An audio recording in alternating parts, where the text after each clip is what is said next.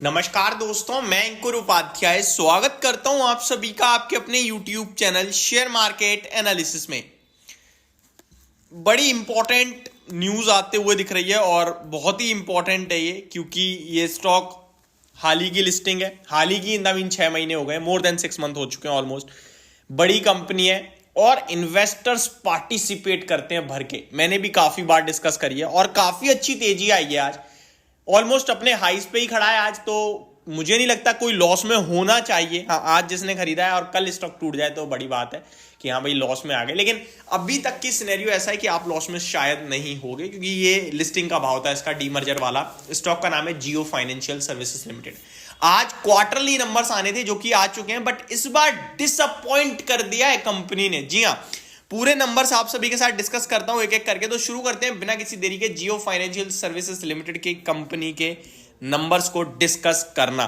तो कंपनी की हेडलाइन ये बन रही है, Jio financial Q3 results highlight net profit at 293.82 crore rupees, down 56% QOQ, यानी quarter on quarter. Simple language में लास्ट क्वार्टर जो ईयर ऑन ईयर बेसिस पे 100% जंप कर रहा था, उस क्वार्टर के सामने इस बार 56% का प्रॉफिट डिप कर गया है। जी हाँ, ये खराब नंबर है। जी हाँ, खराब है, ऑब्वियस है, इतनी बड़ी डिप है, बट लो बेस पे है तो परसेंटेज टर्म्स में ज्यादा दिख रही है।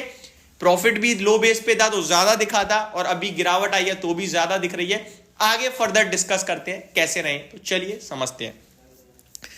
जितनी डिटेल लिखी है वो मैं आपके साथ जरूर शेयर करूंगा, बाकी बीएससी की वेबसाइट पे भी चलेंगे अगर जरूरत पड़ी तो। Jio financial Q3 results highlight Jio financial services limited which is a Reliance industries non banking financial institution announce their quarterly results along with the presentation on its financial performance of the first 9 months of fiscal year and the board meeting. The standalone profit after tax for 9 month FY24 was 305 crore, Q3 at 71 crore, यानी quarter 3 का profit 71 crore और total 9 महीने का 305 करोड़ वाला। Consolidated PAT for 9 month 1294 crore. Consolidated होता है जो जितने भी कामकाज है उन सबका मिला के, और स्टैंड अलोन होता है एक सिंगल कारोबार। ठीक है जी।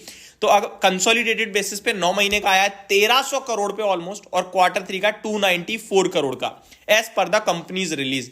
The companies consolidated net profit of the quarter ended December was 293.82 crore, fall 56% from quarter on quarter 668 crore, 668 crore से घटकर 294 करोड़ का प्रॉफिट कंपनी ने पेश करा है क्वार्टर ऑन क्वार्टर बेसिस पे।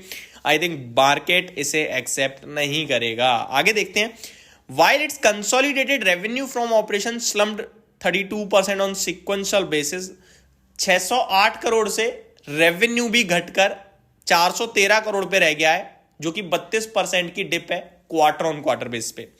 These quarters figure mark Jio Financial Services second report since the September quarter results after listing, during which the non-banking financial companies saw a twofold increase in profit, reaching 668 crore, primarily driven by interest and dividend income. Jio Financial emerged as a distinct entity from Reliance Industries in 2023 and made its debut on stock exchange on August 21st. तो अगस्त 21 को आया था, वहां से आप देखो तो 5-6 महीने हो गए, जैसा कि मैंने आपसे कहा भी था। तो बाकी कुछ नहीं लिखा है, बट इंपॉर्टेंट ये यार, इस बार नंबर्स में उतना दम नहीं दिख रहा है। और ये कंपनी एनबीएफसी नहीं है, जो इन्होंने लिखा है ना नॉन बैंकिंग फाइनेंशियल नहीं है। कंपनी ने आरबीआई को लाइसेंस दे दिया है, सेबी को बता दिया है कि भैया हम एनबीएफसी से शिफ्ट होकर एक मतलब एसेट मैनेजमेंट वाली कंपनी है। एसेट मैनेजमेंट वाली मतलब जो कंपनी लोगों का पैसा, अपना पैसा इन्वेस्ट करती है और उससे इनकम जनरेट करती है, वो कंपनी है हम एक तरीके से। ठीक है जी। तो अभी इसके बाद कैसा रह सकता है रिएक्शन, ये शायद आप सभी का फ्रंट से सवाल हो सकता है। मेरा सिंपल सा मानना ये है कि जो स्टॉक है, जो कंपनी है, उसको एज इट इज ट्रीट कीजिए। रिजल्ट्स के दम पर कोई भारी एक्शन नहीं होना चाहिए। 4-5% टूट भी सकता है, टूटेगा तो मेरे को लेना नहीं है और बढ़ेगा तो मेरे को खरीदना नहीं है। मेरा जो भाव था लेने का, मैंने आपके साथ दबा के वीडियोस बनाई थी 220 पे, लीजिए लीजिए लीजिए। अभी मैं बीच में मझधार में खड़ा हूं, कहां खरीदूंगा कहां बेचूंगा, मेरा कोई भाव है ही नहीं, तो मैं सिर्फ इंजॉय करूंगा। हाँ, ऑलरेडी निवेशित हो, टेंशन मत लीजिएगा, गिर सकता है स्टॉक, वापस ऊपर आ जाएगा। आपको एवरेज करना नहीं है, अभी ऑलरेडी निवेशित हो, निवेशित रहिए, 3 महीने बाद फिर नंबर्स आ जाएंगे, रिलैक्स रहिए, टेंशन ज्यादा घबराने की या परेशान होने की जरूरत नहीं। अरे भाई 56% प्रॉफिट गिर गया, ऐसा कुछ नहीं होना चाहिए। छोटे बेस पे वॉलेटिलिटी, अब 1 करोड़ का कोई कंपनी प्रॉफिट कर रही है, वो 30 लाख कम भी करेगी ना तो 30% की डिप आ गई यार, और वही गलती से उसने 1.5 करोड़ कर दिया तो 50% का जब, तो छोटे बेस पे वॉलेटिलिटी होती है। इसीलिए तो स्मॉल कैप कंपनी 15-20% ऊपर नीचे करती है। क्यों? क्योंकि वो छोटी है। बड़ी कंपनी क्यों नहीं हिलती? क्योंकि वो उनका बड़ा साइज है। हाथी नहीं हिलता है, छोटा से चींटी हिलती है फूंक मारने से। तो यही समझिए कि कंपनी के कारोबार में थोड़ी ज्यादा सेल आ गई तो वो रेवेन्यू ऊपर दिखता है, परसेंटेज टर्म्स में ज्यादा हो जाता है, क्योंकि बेस छोटा होता है। बस इतना ही आपके साथ शेयर करना चाहूंगा। होप आप लोगों को समझ में आ गई होगी। नंबर्स डेफिनेटली थोड़े से वीक है, लेकिन ऐसा कुछ नहीं है कि आप बेच के भाग जाओ। रिलैक्स रहिए, गिर सकता है बट टेंशन मत लीजिएगा, और फ्रेश एंट्री एवरेजिंग मत कीजिएगा। Thank you so much for watching this video. Have a great day guys.